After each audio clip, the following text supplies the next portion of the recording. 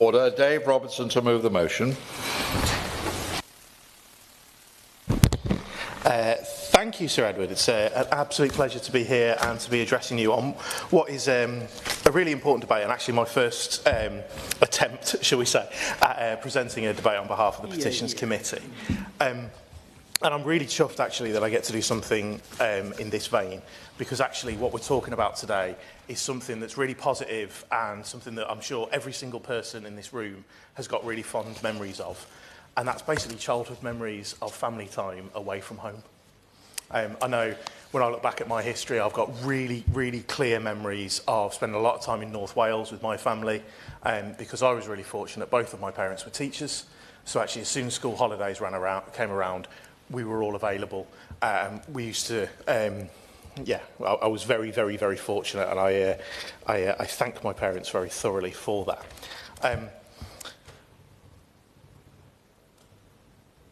I've completely lost my train. There we go. However, later in life, I did move on slightly, and I became a teacher. I followed Mum and Dad into the family trade. And what was actually really clear there was seeing directly firsthand the real impact that absence can have on attainment and progress in schools.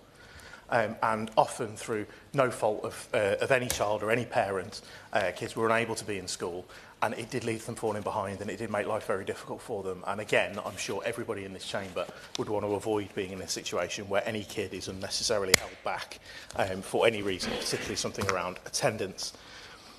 So it's a very complex issue, and as a lot of people around the House will do, I do have experience on both sides of this, and I'm sure we'll be getting a similar speech from a colleague, another former teacher, very soon. But when we look at this petition, there is a reason that it has been supported so significantly by so many people from right across the breadth of the United Kingdom. Because who can say anything to any parent who wants to spend some more time with their kids? It's so fundamental, it's so positive, and I think everybody would want to support that. And I think that's where the petitioners began this petition, and it has been supported so clearly. I think in reality the entire debate is about those really positive things, but it boils down to an issue of affordability. Anybody who's looked into this will be able to spot and be able to see that there are significant increases in the price of holidays, be that domestic, foreign, be that air travel, be that train travel, be that however you're doing it. The price of holidays during the school break periods fly through the roof. And it does have a real impact on parents, because they do want to spend that time away. They do want to take that opportunity to go and spend that time with their kids away from home and be able to start building those memories.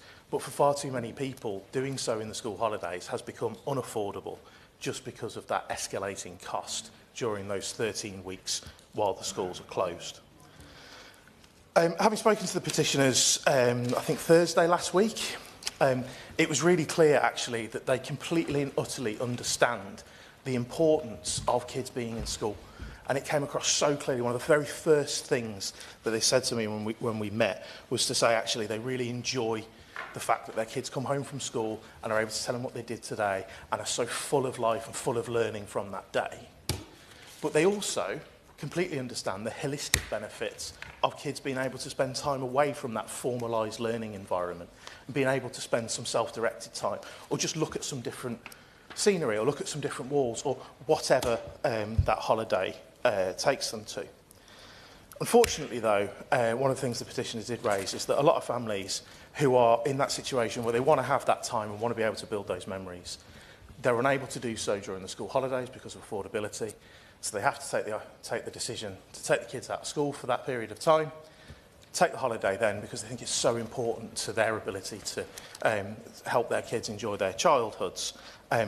But the following on from that, there is a fine that comes, and it leads to people feeling criminalised, leads to people feeling like they've done something wrong, when actually I'm sure that everybody would think that taking your kids on a break and helping them build some childhood memories is something that's really positive, and I'm sure everybody would do. Oh, absolutely, I'll give way. Thank you. Thank you. Thank you very much for letting me intervene.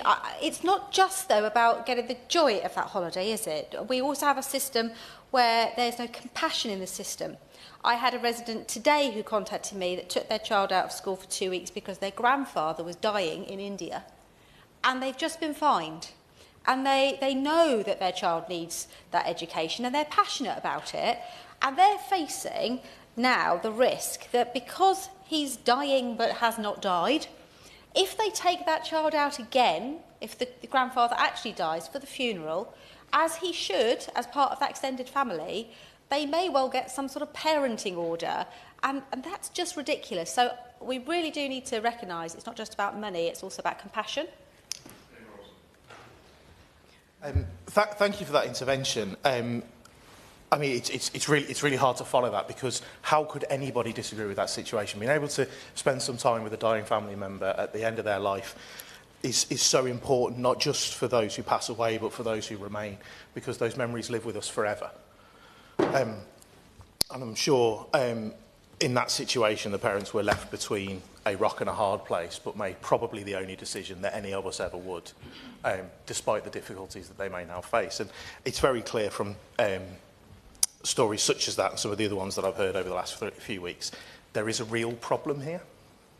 And again, when we look at the problem, I think one of the things that's mentioned in the petition, and it's something that is very worth bringing out, is the equalities impacts of this. So it's written really clear in the petition that this is going to have a significant impact on particularly kids with those additional needs, because actually parents may already be facing significant additional costs of raising their children because of those additional needs, whether that's additional things they have to buy for the home, whether it's additional software or things that they have to support kids in school, or whether actually it's just a case of they're fighting through an SEND system which doesn't work currently, and all the additional costs that come with potentially having to raise things through tribunal and things like that. As part of my preparation for this meeting, I was supported by our excellent petition staff to meet with the National Autistic Society, who really did, again, value the opportunity to contribute to this debate. And what they were saying is, because of the issues in the SEND system, they spend a lot of their time wanting to talk to people about the importance of kids being in school and trying to support parents in getting their kids into school as often as possible. And sometimes that's not easy. But also that shouldn't be to a detriment of being able to spend some time with your kids and be able to go away, or, as the Honourable Member has just said, be able to spend that time on a compassionate reason, such as she highlighted. We also met with ParentKind, who highlighted some really interesting data from Wales, which I will fetch out now, particularly around the opinions of their research, or the opinions of the people they'd surveyed around a recent consultation in Wales about changes to the school day. Now, it was very clear from their data that a majority of parents in Wales supported a change in the school year, so that there wasn't such a long holiday period in the summer. That was maybe shortened a little bit, and those weeks were moved around to other parts of the year. And it was really clear there was a majority of parents who were supportive of that idea. But the numbers that they've shown here is that actually, among those parents, 56% of all parents were supportive of a more evenly spread school year. But those on a lower income expressed a greater opinion. So actually, those on lower incomes were 59% in favour of this. Now, that doesn't seem like a huge difference. It's only 3%. But actually, when you think about it, they're contained in the other ones. It's probably closer to 6, and various other points that you can make with data. But I think the really important issue is that people from lower income backgrounds, people who aren't as rich as their peers, felt more strongly that this would have been a positive step to stretch this out, to move things around. Now, part of that may well be that actually it's just easier to arrange childcare when you haven't got to do 6 weeks back to back.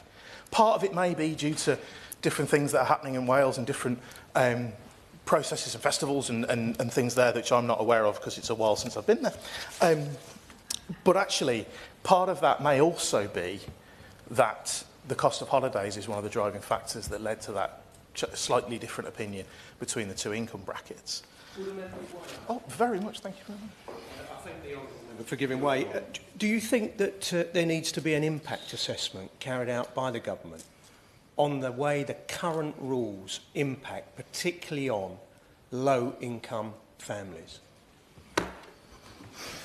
I thank my honourable friend for his contribution. I think the idea of keeping an eye on this, and I think you're somewhat skipping ahead towards the later parts of my speech, but I like him, so I'll let him off.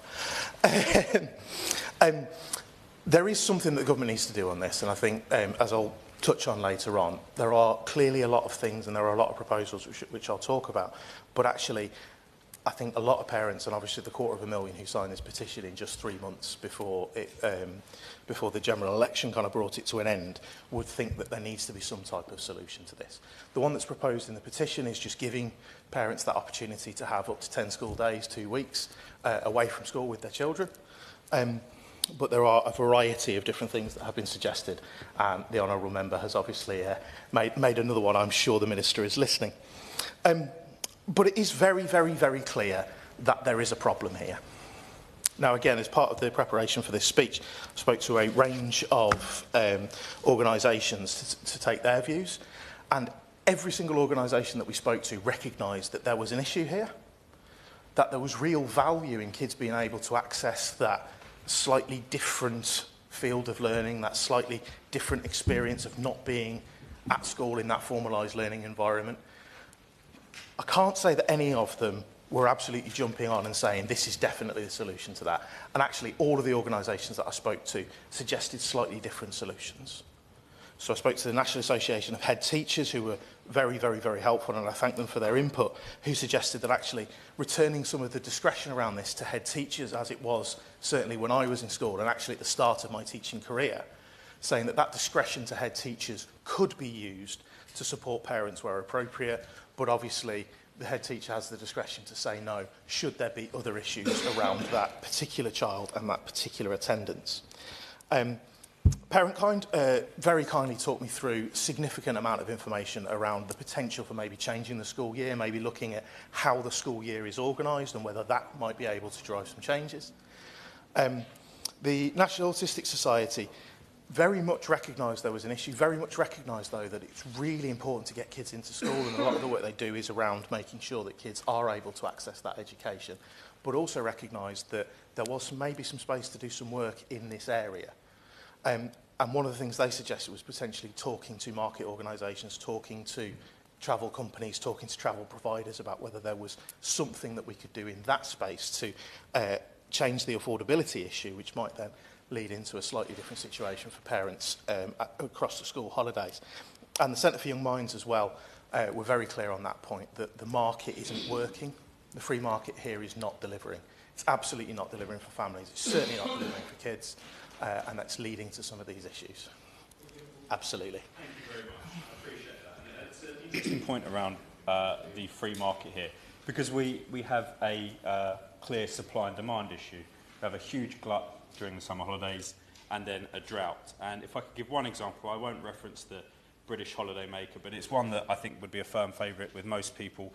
And a typical family of 4 to 6 could spend 5 days there for £500 or £600 1 week, and the exact same holiday is very much in excess of £2,000 the following week, because it's an off-term time.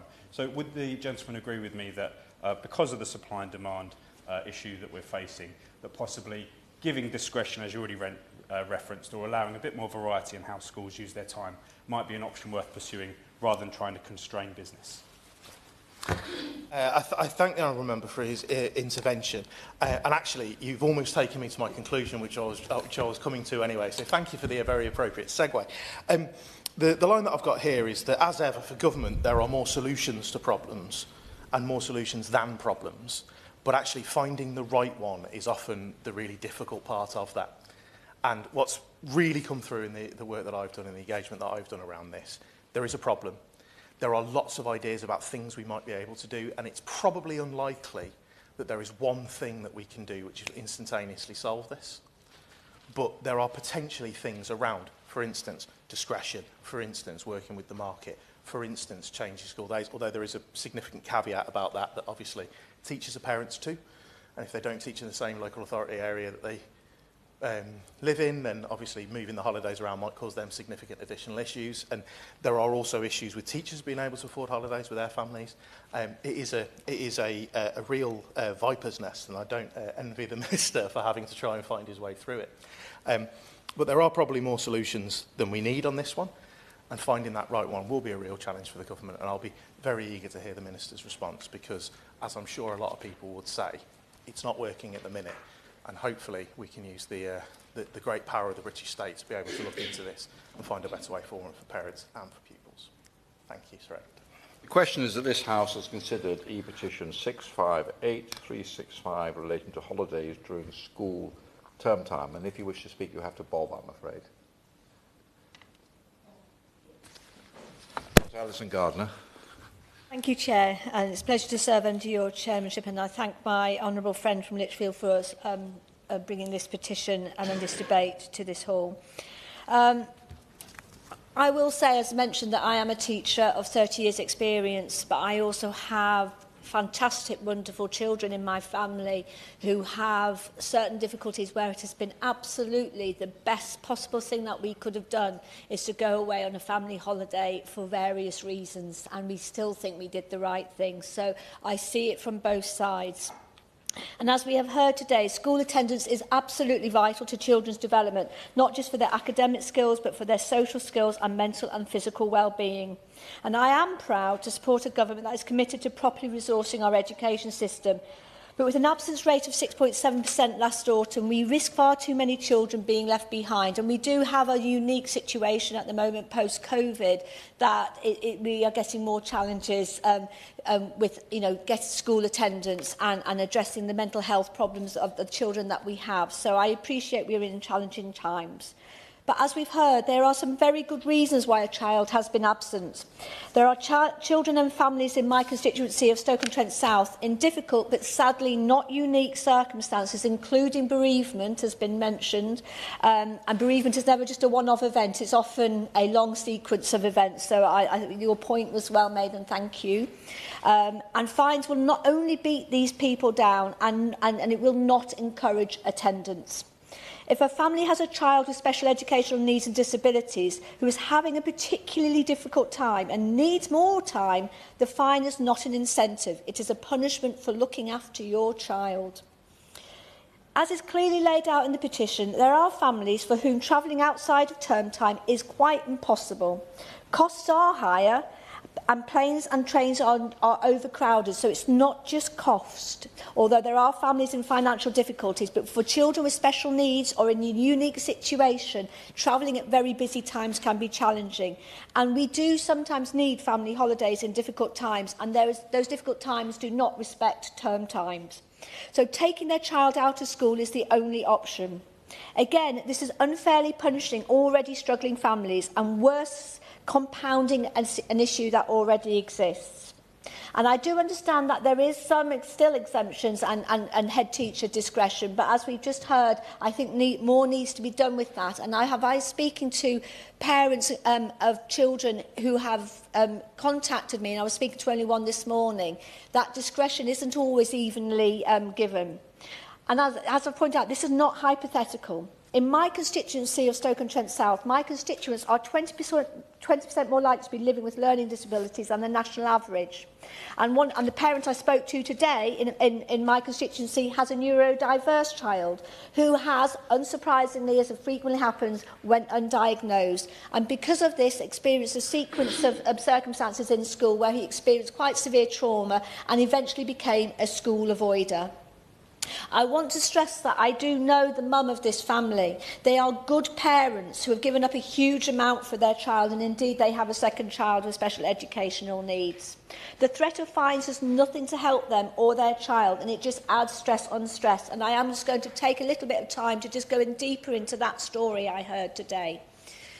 Not only was it that this parent was taken in and said, right, we need to talk about fines, we're going to take you down to the court process and the threats of court on them. At one point, because the child was having significant problems, they were trying to get them into school, the child was having a meltdown and was, as we've all done, if you're a parent and you're dealing with a very young child who doesn't want to do something, they kick and lash out.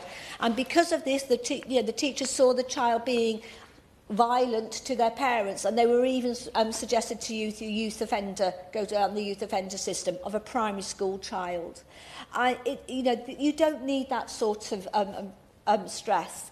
And in their parent support groups, and this is, she says she was told this personally, and other parents report this as well, advice such as try making your home life more miserable so they want to go to school. So this indicates the experience of parents fighting to do the best by their child, with children who do not want to go to school and they're just trying to manage the best time. And the fine system is just causing supreme difficulty for them. And I was a teacher for 30 years. And I do know what it's like from the teacher's perspective, that you get absenteeism happening and you get a child who's been away and you've got to try and catch them up and still try and teach the other children and bring them forward. And you've got the gifted and talented children who are flying ahead, and the children who, needs more direct support. And then you've got the one that's been absent for 2 weeks and going, oh, I don't understand anything, miss, what's going on? It's really challenging. And I understand the school perspective. So not just because we want the children to get the best possible education in their life, but we also understand that the education system and the teachers want that child to have the best education as possible, but it's challenging to work in those environments. So I see that side of things. But I have also seen countless children and parents struggling with attendance, not on its own, just don't want to go to school, but as part of more complex, unique set of needs that cannot be solved with fines. For these parents, especially those on lower incomes, for whom these fines will be more damaging, there must be exceptions. And with 30% of children in my constituency, again above the national average, they live in relative poverty, and the whole fine and court process is overly punitive. And again, having to travel in expensive times is very difficult. So this does not produce the intended outcomes of improving attendance. It taxes an already overwhelmed system, by the way, and places further burdens on those that need support, not punishment. We need a balanced approach that tackles those who take their children out for unwarranted reasons. I understand that. But we also need an approach that supports families who are struggling to best support their children. And sometimes that does mean taking them outside of the school time to have a break, to have that respite. And that was a word that was used. It's not a holiday, it's a period of respite. Therefore, I support the principle of this petition. Lib Democrat spokesman Ian Solomon.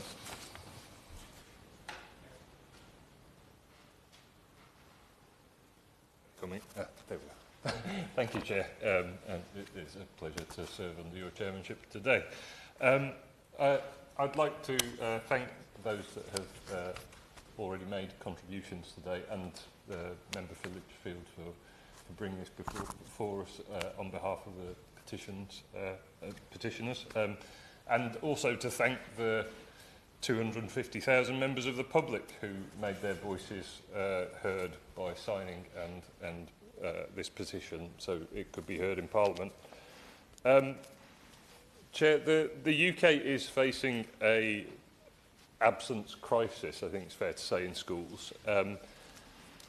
While the pandemic itself obviously gave a rise to a huge spike in pupil absence, since those restrictions were fully lifted in 2022, absence rates have yet to drop back all the way down to the pre-pandemic levels. And in fact, the general absence rate in the 2022-23 academic year was still over 1.5 times higher than the rates recorded during the 6 years prior to the pandemic.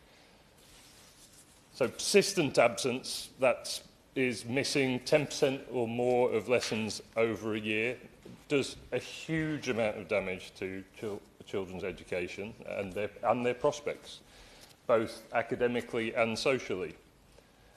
And just to emphasise the point, 19.2% of children in England were persistently absent, by that definition, during the last academic year. So the Liberal Democrats have welcomed the government's mission to lower school absence rates. The announcement of free breakfast clubs to all primary schools in England, that's due to roll out next year, is a very good place to start on that persistent absence problem. But the Liberal Democrats also believe that the use of increasingly punitive measures to tackle pupil absence more widely is certainly wrong. Parents and others who are the primary carers of children are responsible not just for their academic attainment, but for their overall well-being and learning. And inflexible and recently increased fines are not a one-size-fits-all answer that they are often made out to be. Now, fines do work, of course, as a deterrent in many cases, but we have to encourage, demand even, that schools first work with parents to understand the root causes of absences, the needs of absent children, and work to find the solutions to getting them back in school. Simply slapping parents with financial punishment for issues that are often completely out of their control is not the answer. So let's come to the issue of absence due to holidays specifically, as this petition has brought before us. That's the issue that the petition concerns. Now, I'm sure none of the honourable members here would at all doubt the importance of family holidays for children. Whether abroad or in the UK, the chance for a child to have a break from their usual routine, perhaps by visiting and socialising with relatives or seeing historical sites. A member for Lichfield had very fond memories of childhood in Wales, budding Dylan Thomas, maybe.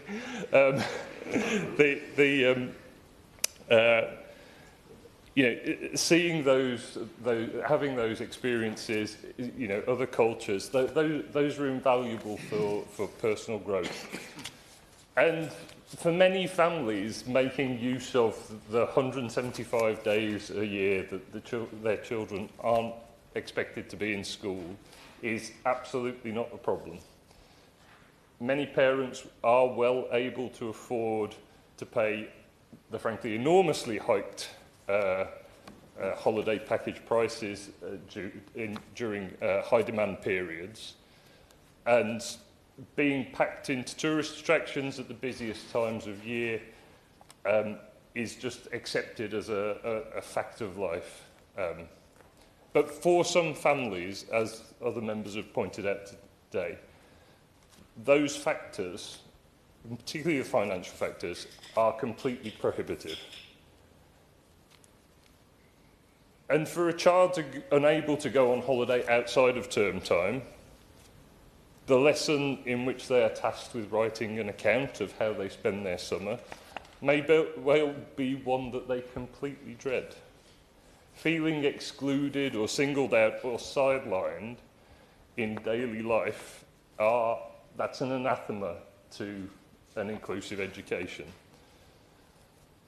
So I would ask the Minister, does he agree that the burden shouldn't be on parents to shell out thousands of pounds in additional cost for a holiday or risk facing those inflexible fines, but rather it's upon the airlines and the travel operators to stop taking advantage of these families?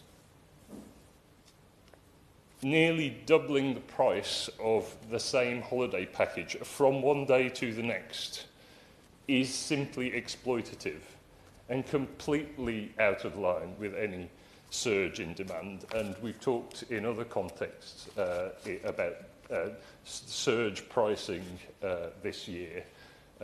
It is exploitative. And the issue of the holidays is indicative of a wider issue, and that is that school absence is generally inherently linked to a family's financial situation. So in 2022-23 school year, 36.5% of free school meals eligible children were absent from school, compared with only 15.6% of children that were not eligible for free school meals. So, and the government's very provision of those meals and the new breakfast clubs that I mentioned earlier indicates that they have seen this correlation between a family's finances and their child's attendance. So I would ask the Minister, what will they do to relieve the holiday-related financial burdens for those who clearly need it most? But away from financial concerns, we should also consider that term dates are decided by local authorities and schools, and organising term dates in such a way that the largest number of families in their community can benefit from those 175 days a year that can be used for holidays is something that could be encouraged more. And just by way of example on that, a lengthy Christmas holiday within a community where a large number of families are not Christian can see those communities effectively barred from properly celebrating their own religious festivals, or facing fines if they're taken out they take the children out to do so. Now, I know some schools have found their own way around this by pushing together all their inset and training days rather than spreading them out over the year, so that families are provided some consecutive days in which to celebrate those festivals, or even book some time away at those times to have some time together in those high demand outside of those high demand times. And I think that's indicative of a way forward that's collaborative rather than simply around punishment, and I think that's part of the answer.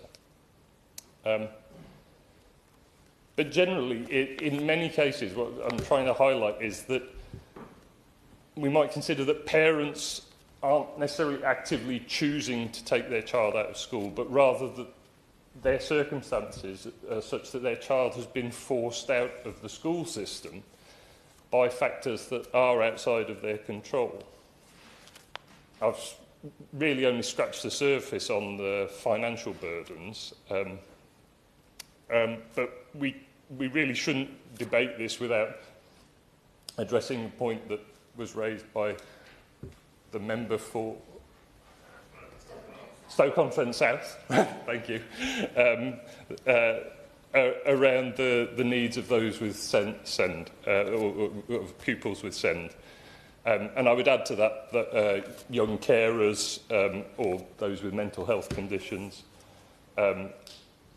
And those needs are consistently not being met, both in the classroom and that knock-on effect that has at home in terms of the pressures. And I'd use an example from my own constituency. So across Cambridgeshire, the rates of school absence for those with SEN support and those with EHCPs, education, health and care plans, those are quietly rising year on year. And I would suggest that that's a direct consequence of inadequate SEND and EHCP funding that in Cambridgeshire's case is stuck at levels decided nearly 10 years ago. That is a multifaceted problem, and I would suggest that it needs to be tackled constructively, not punitively. And the Liberal Democrats have long called for measures, particularly around mental health, by including a dedicated qualified mental health professional in every primary and secondary school, as well as giving local authorities extra funding to reduce the amount that schools have to pay towards the cost of the EHCP. I guess what the bottom line here is that I'm driving towards is understanding the reasons why a child isn't attending school, whether that's for holidays or the financial reasons that I've mentioned, or SEND or young caring responsibilities. It's getting that to that understanding is the most effective step to begin to reduce it. We have to understand the problem if we're going to do anything about it. So I would suggest that the government adopt Liberal Democrat proposals to set up a register of children who aren't in school, so that we can build that understanding and therefore remove those underlying barriers to attendance. Chair, just to finish up, this petition and indeed the wider issue of school absence, it's not a question of making children attend school, but it's an issue of making sure that children are able to attend school. It's not about forcing children, it's about enabling them. And I'd say that the duty is on government as well as parents and caregivers jointly to provide children with the education that they deserve, and costly punishments aren't the solution. Thank you. Yeah, right. Thank you, Sir Edward. It's a pleasure to serve under your chairmanship. And I feel like I should start by declaring an interest. As the parent of 2 primary school children, I'm acutely aware of the expense and the cost of doing anything that is fun with small children. And like numerous other members who are here today, I also wince when you look at the cost of going on holiday anywhere and you see that just a few weeks before the school holidays it's so much radically cheaper. I completely understand the motivation for this petition, understand exactly why a quarter of a million people have signed it, and I echo exactly what the Honourable Member for Lichfield said about the importance of those memories. On the north coast of Scotland this summer with my small children, those are memories I will have forever. So I will come to what we could potentially do to make it easier for parents, but I am going to echo the numerous other comments made by very, very good, in very good speeches and by good interventions during this debate from members for Lichfield, Stoke-on-Trent South, Mid-Dorset, North Poole, St Neots and Mid-Cambridgeshire as well, and I am going to agree with them that we have a major school attendance issue, so we need to address this issue in that context. And people often think, well, if we're out a bit, it's not so bad. Being absent a lot is obviously a problem, but being absent a bit, is that really a problem? And the statistical truth is it is a big problem, unfortunately. If you look at those who have a 10 percentage point decrease in their attendance at school, you see a halving in the number of pupils getting GCSE grade 5 or above in English and maths. So if you go from being in the 0 to 5% range of absence to 10 to 15% range, you go from 55% getting 5 or above to 22%. That's a huge impact from what seems like not a huge decrease in attendance, but actually some of the former teachers who are present and have spoken well in this debate already have already made this point, which is you lose the thread, you start to be behind, it starts to be difficult to follow the sequence of what others have already learned, and you get compounding problems. This is why it is a problem if you're not there when you need to be. Now, the last government, when we were in office, we were taking steps to address this major challenge that has become particularly acute since the pandemic. Schools always had a duty to keep a register of children not in school. We were working with local authorities to make that register more accurate, and we committed to making it statutory. Instead, January this year, we committed to double the number of attendance hubs to support about 1 million extra children with attendance. We had done things at different levels. For those who have particularly severe attendance issues, we'd invested £15 million in one-to-one monitoring for 10,000 children. And for a wider group of pupils with quite serious attendance problems, we put an extra 200 million into the Supporting Families programme, an early intervention programme. We would take them spending up to 700 million a year on. And because, of course, we know that this is to some extent also overlapping with the issues around special educational needs, we'd increased spending on the high needs block by 70%, more than £4 billion a year extra going into that. You could say, well, it's not enough still, the need is ever expanding. I completely understand why people say that, and why we need to do more in that space, but it's worth just noting that that money has gone in, and we also need to tackle the root causes of the growth of the demand there, which I'm sure the government will agree with and want to do more on. Now, we were making progress on this attendance challenge in the school year 22-23. We had 440,000 fewer pupils persistently absent than the year before, but there's still a long way to go because those patterns of attendance still hadn't got back to where they were even pre-pandemic. And even pre-pandemic, in truth, we saw that the proportion of pupils with good attendance in primary school was about 70%, but in secondary school it dipped down in years 9 and 10 to just above 60%. So there was a problem pre-pandemic, and then that problem was radically compounded after the pandemic. And there's a lot of different bits to this. There are people working from home and having their kids there, taking days here and there. There are people with challenges of wanting to go on holiday, and then there are much more serious social problems with children who are routinely and significantly not in school a lot of the time. But we cannot lose sight of, and we would be doing a disservice to parents if we did not share with them the evidence that what might seem like quite small amounts of non-attendance can have pretty bad effects on pupils' attendance. But that is not to say that nothing can be done. It's absolutely not to say that. And there are ideas, some of them have already been alluded to. I thought Honourable Member for Lichfield did a good job of talking to all the different people who care about this. And he mentioned already the parent-kind idea about when the school terms are. Now, I have some experience of this in Leicestershire. We are out of step with everybody. We, for historical reasons to do with the way that the factories just to shut in Nottingham, Derby and Leicester, we finish our school year a week earlier than everyone else, then we go back a week earlier than everyone else.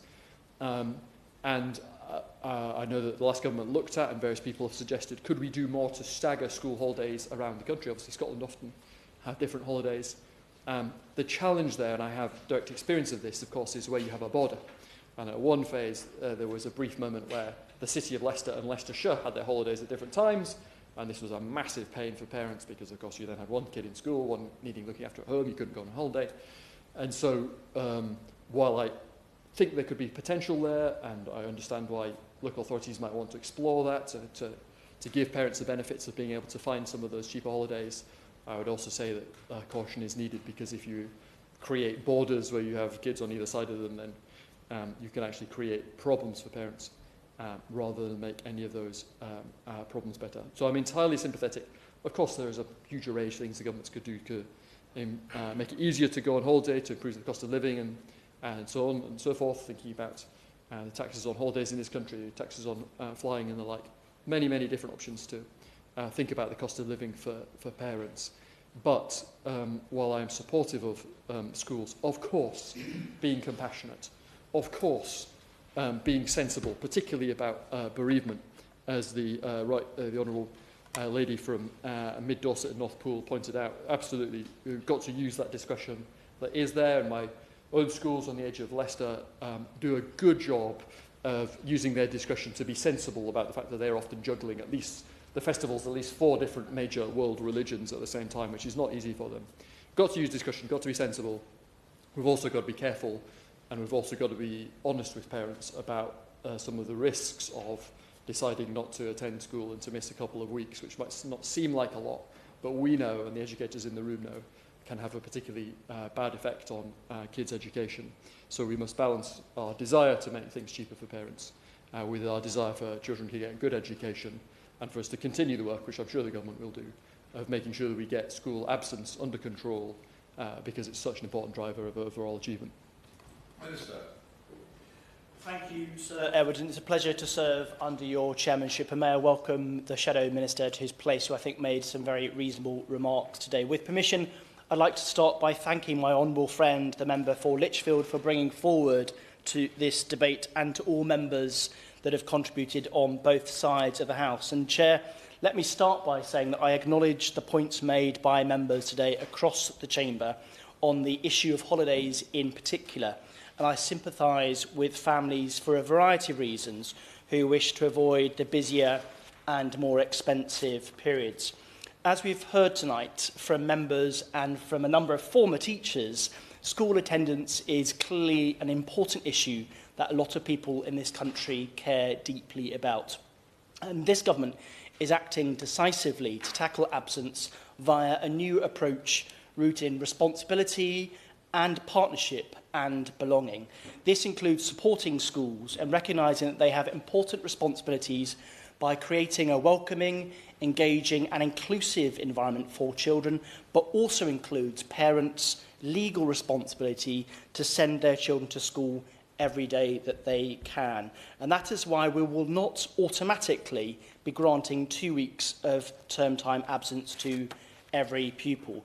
Tackling absence from school is at the heart of our mission to break down barriers to opportunity.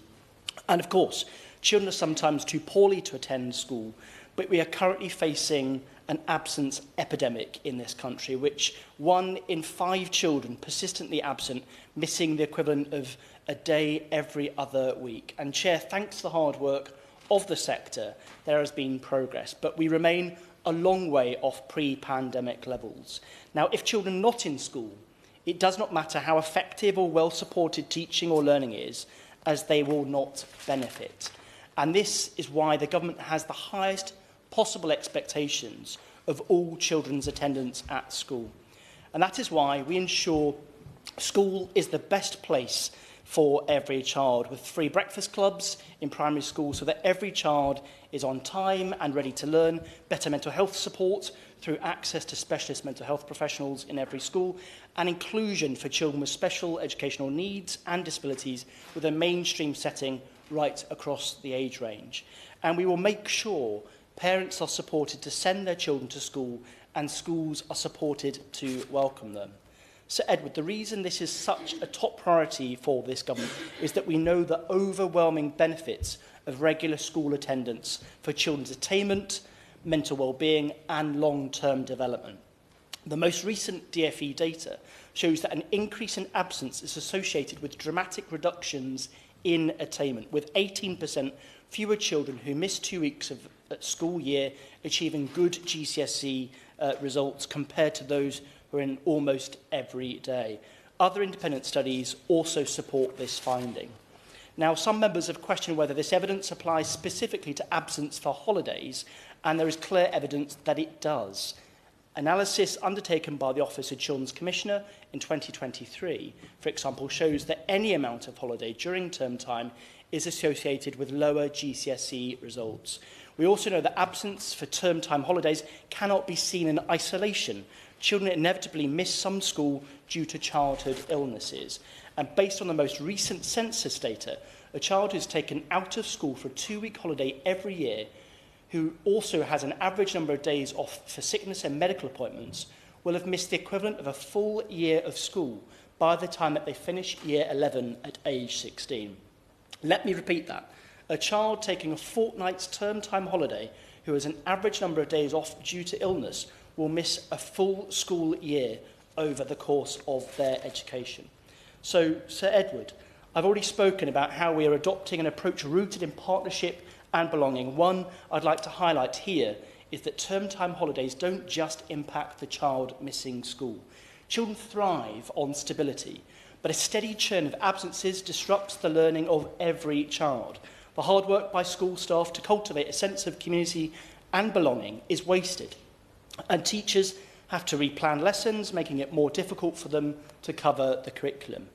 Even if we assume it takes just 1 minute per missed day, that adds up to equivalent of 1,000 teachers working full-time on nothing else for an entire year. In addition, the impact of absence on other children isn't spread equally. It hits those children hardest who are already know the face to greater barriers to opportunity. Research by the National Foundation for Education Research shows in-year groups where there was higher absence, disadvantaged pupils had worse attainment. A number of honourable friends and members have raised a number of points regarding children with SEND, and we know that parents have struggled with getting the right support for their children, particularly through the long and difficult EHCP process. We've already announced extra funding for this year, over £1 billion, to help schools with additional costs that they are facing, including the cost of supporting their pupils with SEND. And we will work across the sector to provide support for children with SEND and to restore parents' trust. On attendance specifically, we know that some pupils face more complex barriers to attendance, and this can include pupils who have long-term physical or mental health conditions or have special educational needs and disabilities. However, these children have the same right to an education as any other pupil. It's also worth noting that the National Framework for Penalty Notices strengthens protections for SEND parents by, for example, absence cases other than holiday, including an expectation that attendance support will have been provided before a penalty notice has been used. And our updated guidance on attendance includes more detail about additional support where a pupil is not attending due to unmet or additional needs. It sets out clear expectations on how schools, local authorities and wider services should work together to access and provide the right support to improve attendance. A number of members this afternoon have also raised with regards to issues around holiday prices and term times. We are, of course, recognising the concerns raised by honourable members on behalf of their constituents regarding the cost of holidays at peak times. However, travel companies, airlines and hotels are, of course, private companies that set their own prices based on their costs, competition and profit margins. And the government does not have the authority to dictate pricing strategies for private companies and businesses. As mentioned during the debate, I would note, however, that schools and local authorities do have the flexibility to plan term dates themselves and hold inset days and other occasional days at less busy times of the year, which can help families to plan family breaks at times that suit them. I know, for example, of councils and school trusts that have trialled a 2-week half-term, including my own constituency, or slightly later summer holidays. These were similar points made by the Liberal Democrat spokesperson. But I will stress that we are interested in anything more the holiday companies and other businesses in the sector can do to make holidays in peak times more affordable for families.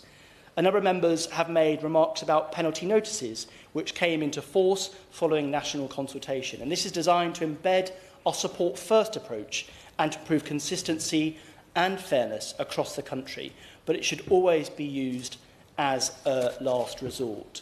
On bereavement, our guidance requires schools to take a support-first approach. Schools do have the discretion to authorise a leave of absence in exceptional circumstances. So, in conclusion, Sir Edward, as I bring my remarks to a close, let me once again thank all members for their contributions today. I acknowledge the strength of feeling behind them and that family holidays can be enriching activities. But we are not ashamed of the importance that we place on children attending school. Absence is one of the biggest barriers to success for children and young people, and minimising absence of any kind is crucial if we are to ensure that they reach their full potential. And we will continue to work in collaboration with the sector to take steps to achieve this. Thank you. Dave Robertson to sum up, if you wish to. Thank you, Sir Edward. And I have now realised that I may have omitted to say how much of a pleasure it is to serve under your chairmanship. At the start of the speech, I am happy to correct the record at this instance.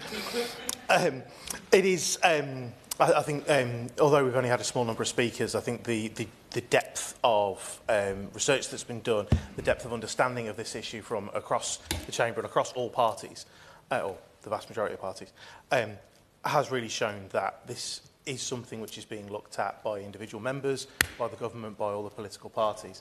It's been, I think, a very good debate in that we've heard a lot of different viewpoints, and it was good to hear the Minister's response on that issue. Thank you, sir. The question is that this House has considered E-petition 658365 relating to holidays during school term time. As many of that opinion say aye. The contrary, no. I think the ayes have it. The ayes have it. Order, order. The sitting stands adjourned.